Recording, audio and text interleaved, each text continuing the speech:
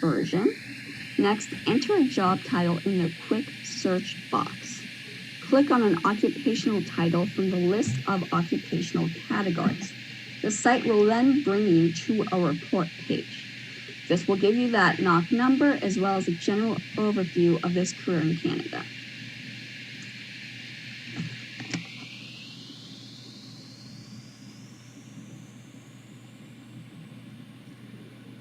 So with that kind of start, you'll want to start looking for more places and more information. And this is in a lot of different places. You can find it from employers, sector councils, professional associations. You can look on the internet by searching for your occupational title and on Canadian government websites. So some places to get started, you can look at Labor Market Ottawa. This is just a good overview of what kind of some of the information is and what it means. You can look Employment Service. Again, this one is a really great overview of how to use that information. LMIC, CMTs.ca, CIC.ca, ECO.ca, Research Labor Market Information. And then if you do find out your field has a professional association, whether it is a regulatory one or a voluntary one, they often have a lot of wealth of information too. So research your field and see what's out there. So like I just mentioned, regulated versus unregulated. So some occupations are regulated, which means there's a regulated body or apprenticeship office in which the province or territory that you reside. So it's usually provincially. So if you're in accounting, there's going to be an Ontario regulatory body, and there's going to be a British Columbia one, etc. So the regulated ones are very important, as you typically you can't officially work in that field, or at least in certain job titles in that field, without your certification from that body. So for example, for accounting, it'll be CPA, or for engineering, they have one as well. So you kind of want to go look through that. There's all kinds of different processes and different eligibility requirements to gain your certification. So you're going to want to look into that. And then non-regulated occupations. Sorry about the dogs barking. And the non-regulated occupations, you will not have to go through that licensing process. So it will be a lot easier for you to start working in that field. Although please do keep in mind that there's often voluntary organizations that can be a great help to you either way. So like I said, you will first need to obtain your certification before starting to work in that field. This will look different for each career, and this is really where research is key. Start with looking at the association or college that regulates the profession, see what the requirements are. Most of them will have a page for newcomers and how to transition into that field there. If you have any questions, they should also have some contact information for people where you can kind of start asking them about that. Once you have some idea of what you need to do and how long it will take, because some processes will be quicker than others, you can start your planning. Depending on how long this process can take, you may want to look at some alternative careers, which will be further along in the process, in the presentation, which can kind of just tide you over until you can finish your certification. So how to use your research. So hard skills are job-related or technical skills. We learn hard skills in college or university. For example, mechanical engineers usually learn their technical skills at university. These university degrees show that they have the hard skills to work in their profession. Engineers also need to show that they can use these skills in the workplace before they become fully qualified to practice in their profession. Think about the skills that you have learned at college or university. We also learn hard skills on the job. We learn through training sessions or even just by playing and doing it. The more you do something, the more you know about it. So to identify hard skills, think about your previous jobs. What did you do in those jobs? If you have a lot of experience in a certain job, you will certainly have many skills that you learned over the years.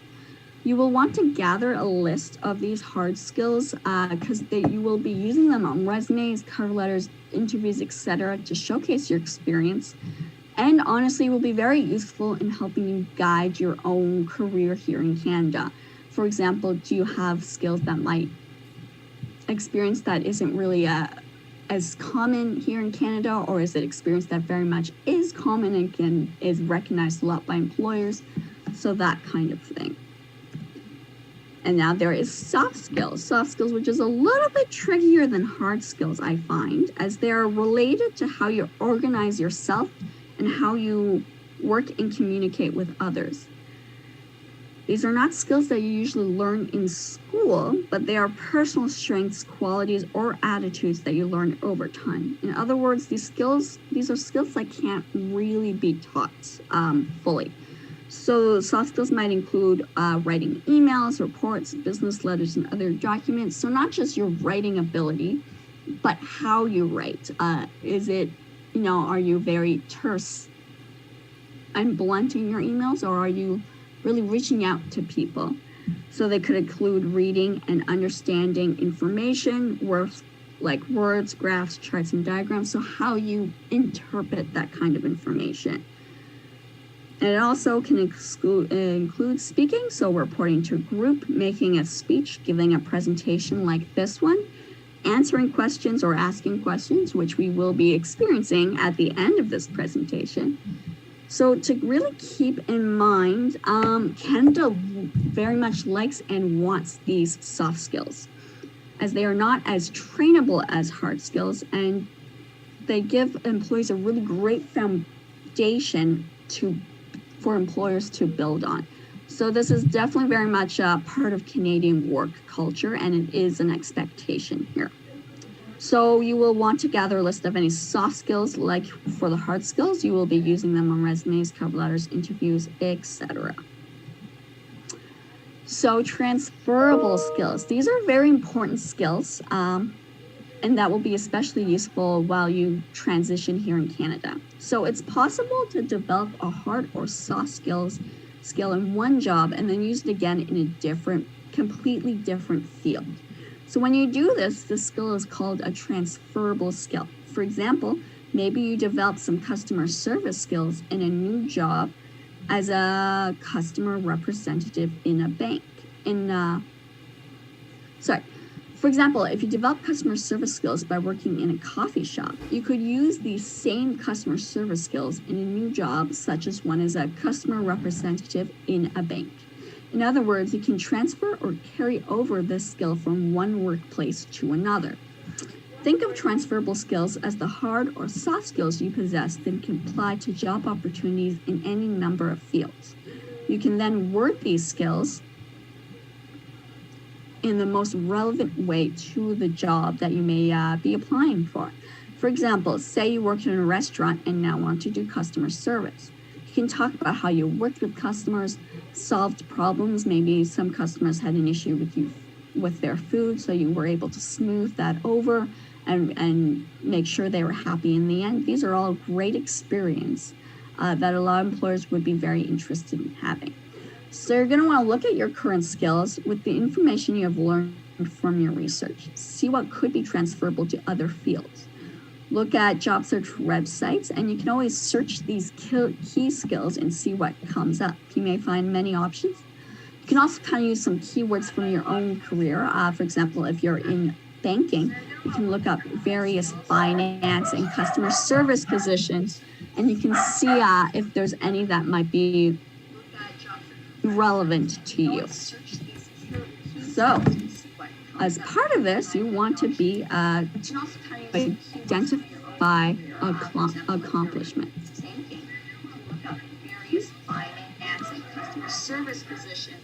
Employers want you to have the skills to do the job.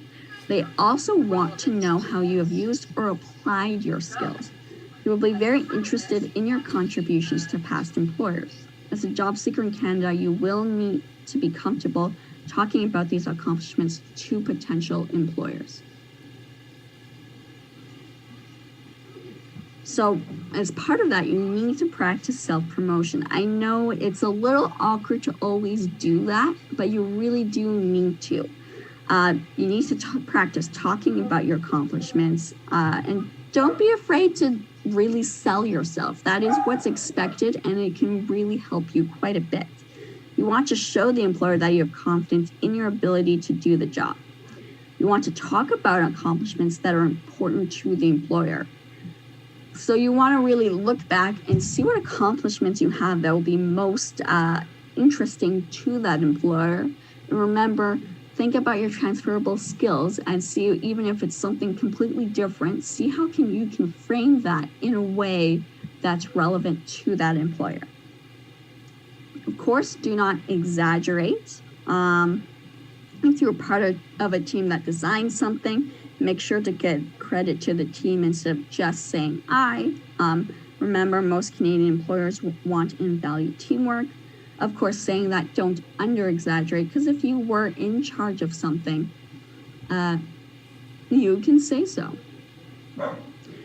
Whenever possible, you want to use numbers to explain. You can use percentages, monetary values, etc. Although if you use monetary values, try to kind of convert that to Canadian dollars. Numbers are just a really great way for employers to quickly understand what you're doing and what you've done before. Translate your accomplishments. Many Canadian employers may never get to New Delhi, India, or Beijing, China. They may not know about the system of government, the geography, or the economics of your country. They may not know the largest employers. For example, if you worked at a well-respected university in Manila, the third largest software company in India, or one of the top 10 engineering firms in China, you need to carefully describe the context of these accomplishments to future employers. Though, do make sure to do it briefly and not to take up too much time on that context. So as part of the labor market research, I have put in volunteering. So it can be a really great thing to do while job searching. While you're not being paid for it, you can get a lot of other benefits. So if you can find a nonprofit that does similar work, like maybe Habitat for Humanity or trade or association, or maybe you just have a passion for something you want to get involved in, or maybe you just want, you have administrative skills that you want to develop a little bit more in the Canadian context. Anything that you might be interested in, you can use volunteering to gain that kind of Canadian experience. You can find out more about what the field is like in that city that you're in, and you can expand your network. So the more people you meet who are working in this field or are working adjacent to the kind of positions you're interested in, the more information you will gain from them. You will also get some Canadian references, which employers can value a lot. So all of those things can very much help in your job search. I know a lot of people are just like, why should I volunteer? I'm not getting paid. But in addition to what I just said, it really doesn't have to be full-time. Most volunteering positions have a part-time time commitment that can really fit in any schedule. So even if it's just a couple hours a week or maybe one day a month, and it can still very much help you quite a bit. So I have here some links to get you started. So there's Charity Village volunteer listings. So Charity Village is an international website for nonprofits, and they have a very extensive volunteer search base, like any other kind of job searching website that you can go through and tailor to your own interests and needs. We also have settlement.org. They are an Ontario-focused website, but they have a lot of great information and great links and great explanations. They have a little volunteer section as well. Everyone doing well so far? I think we've had a few people who've joined. I just want to let you know we will be having a question and answer period at the end of this presentation. So if you maybe missed anything from this workshop, or if there's any questions you still have, you will get some answers to that. As well, this is being recorded, so it will be posted most likely on our YouTube channel or elsewhere on social media. so you can always watch the beginning if you did miss that. So I did mention alternative careers earlier. What is that? Alternative career is when you choose a different or related field to your career. This is good to have in case the certification process will take a long time. You can do an alternative career instead of doing your certification if you wish, or you can do a career while you're working on that certification process. There are so many options depending on the field you've worked in and the field you may want to work in. This is where those transferable skills come in handy. Once again, you never quite know where it will take you. Maybe you want to change your career. Maybe you want to do something different, or you're still trying to stay in the field you want to be in. So here are some great resources. Again, settlement.org is an excellent place to start. So they have some information, alternative jobs, professions and trades, what are alternative jobs. There's also here, Canada Immigration Refugee Citizenship Services has a little website about preparing for life in Canada and preparing for work, looking for jobs. So there's some information there as well. And as well, if you are part of our program, SOPA, or you wish to be part of our program, you will be able to discuss this a little bit more in detail and tailor to your own goals with either our jobs or strategies facilitators or employment counselors. So make sure to kind of look into our program and see if we can help you. So here we go, one of the hottest topics, COVID-19. So I got this great infographic from Stats Canada, and it's about the labor market. The most recent information you could find was from June. So you can see between February and April here, 5.5 million Canadian workers were affected by the COVID-19 economic shutdown, by either job loss or reduced hours. However, by June, the number of affected workers was down 43% to 3.1 million. So compared with May and June, almost 1 million more people were employed. 823,000 fewer people were absent from work for COVID-related reasons. 167,000 fewer people were unemployed, and 449,000 fewer people wanted a job but didn't look for one, so that was down 32%.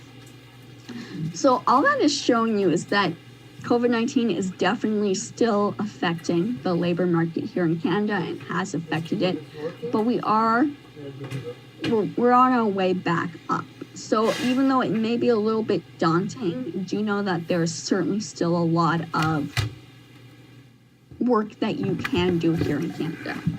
Of course, certain jobs or fields are going to be affected more than others. So here you can do employment was closest to pre-COVID-19 levels in industries with the fewest jobs requiring close physical proximity between people. So you can kind of see here that the more closer contact you have with people, the more effects there are going to be. But there are certainly still a lot of different fields you can look at. So low physical proximity, maybe it's professionals, scientific and technical services, finance, insurance, real estate, rental and leasing, and public and administrative were the best affected. And then manufacturing, agriculture, transportation and warehousing, information, culture and recreation, and construction were kind of moderately affected. And then retail, education, healthcare and social assistance, and accommodation and food services were the most affected. Again, that is what's going to happen. Some fields are going to be hit harder than others. And that's what you want to know, because maybe you want to adjust your career search for now while this is going on. So, like I said, there are industries that are doing well during the pandemic. Look for these and see how they may fit into your career plan. Do you want to kind of adjust for that? Do you want to just kind of switch, maybe do a similar position, but in one of those fields? If you're in administration, or maybe if you're in engineering, you can always go into project management, that kind of thing. So while healthcare is definitely one of the most affected, healthcare is very much needed right now. So that is a field that is actually doing quite well. Some of the other industries, banking and finance, IT, manufacturing, e-commerce, etc., those are really booming right now. They're very much still needed. There are ways to do some of these from home. So you can really research that and see how that might be helpful. So I have some other links down here. CPA Canada has some news about post-COVID-19, what the future sectors might look like there. CTV News has an article on these jobs may be the most in demand in a post-pandemic Canada. And Randstad, which is an employment agency, has a little career resources working in Canada, industries trending during COVID-19. So I'm just gonna pause here for a little bit in case anyone wants to take a picture of these links. Remember again, this will be posted. So for anyone who may have missed part of this workshop, this will be posted later and you will be able to catch up then. Okay, I'll just stay here for another 10 seconds. If you want to keep these links, please just take a picture of them.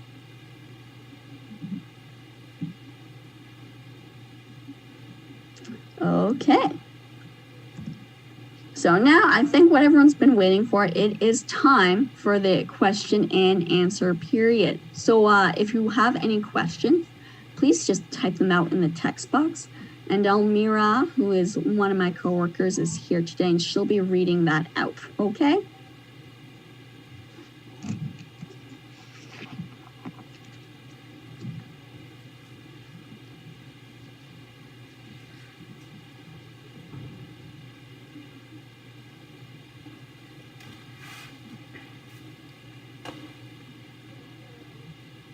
Looks like we've got a couple already. That's perfect.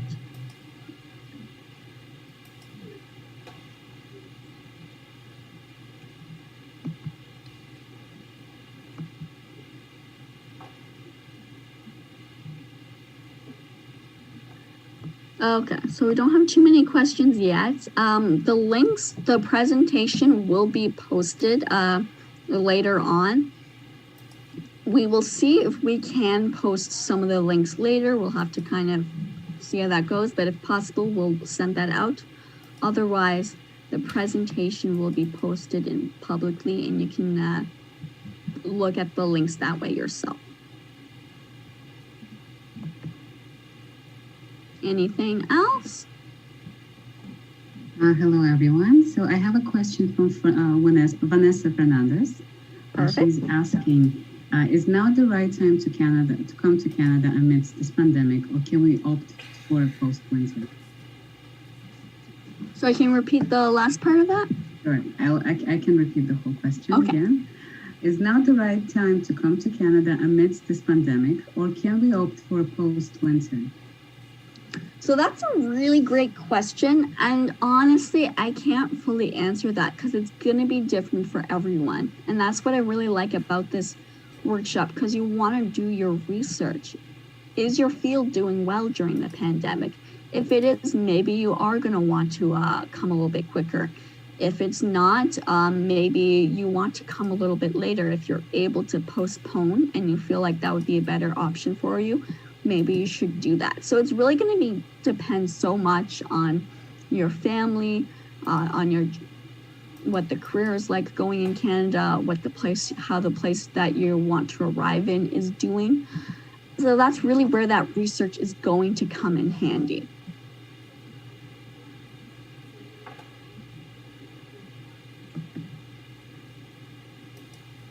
What careers are, I have another question here. What careers are doing well? So like I said, certain fields are doing well. You have healthcare, you have banking and finance, you have IT, since everyone is doing so many things online right now. You've got manufacturing, since so many things are in need. So those general fields are doing well. If you're looking for your specific position, like are engineers doing well? that's going to be very specific on the field. If you're maybe an engineer in manufacturing, yes, maybe that position is doing well. Software engineer, etc. So you want to research those fields, and this is where networking is going to come in a lot of handy. And we will be having some more information talking about networking later on in other presentation. And as well, please check out our Arrive Prepared website. We do have many blog entries, and there are some on networking, such as informational interviewing, etc. Because the more people you know in that field, in the country or the city you want to go to, the more they can tell you, yes, we're doing well, this is where you can look at, or maybe no, it's not doing so well. So that's, again, I don't know about all the jobs and what they're all like in Canada. I wish I did. That would make my job a lot easier, but it's just too much information to really get that kind of knowledge in. So you want to use what you learned here to do that kind of research, to start that kind of networking, and that's what's going to answer is what jobs are doing well the best.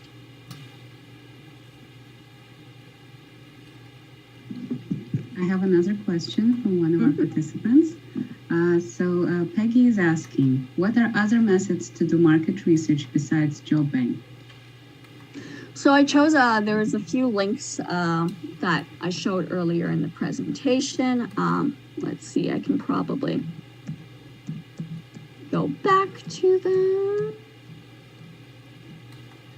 So here are some more resources. Again, the first two are a little bit more resources helping you to understand all the different information. Here's a few other pages you can look through. And then networking, like I just said, networking is one of the best ways to find out that kind of information. So some ways you can do networking is you can use LinkedIn. There's LinkedIn groups that you can join. Look for ones that are focused in the area that you want to go to. There's also a lot more online events happening because of COVID. So there's actually a really excellent opportunity here where you can, there's online conferences. There's maybe just instead of meeting like little dinners in person, it's going to be moving online. So some great websites to look up besides LinkedIn is Eventbrite and Meetup. And you can kind of tailor your search, put in some keywords, maybe it's finance, maybe it's administrative, maybe it's social work, and you can see what's out there. Another great tool is what is called the informational interview, where you and we do have a great article about that on our Arrive Prepared website that also gives you a very detailed list of resources to help you get started. You want to reach out to people working in the field you want to get started in and ask for a short conversation where you can kind of ask these questions. As well, look for professional associations. Like I said, accounting has CPA. If it's a regulatory all regulated jobs will have a regulatory organization, and many other ones will have voluntary ones, and they have a lot of different kinds of information. They'll also have events. They'll have people you can reach out to who's going to have a little bit more tailored knowledge to that kind of career. And then, of course, talk to SOPA. We have employment counselors who will kind of do some of that research for you. If you are already in Canada, which some of you guys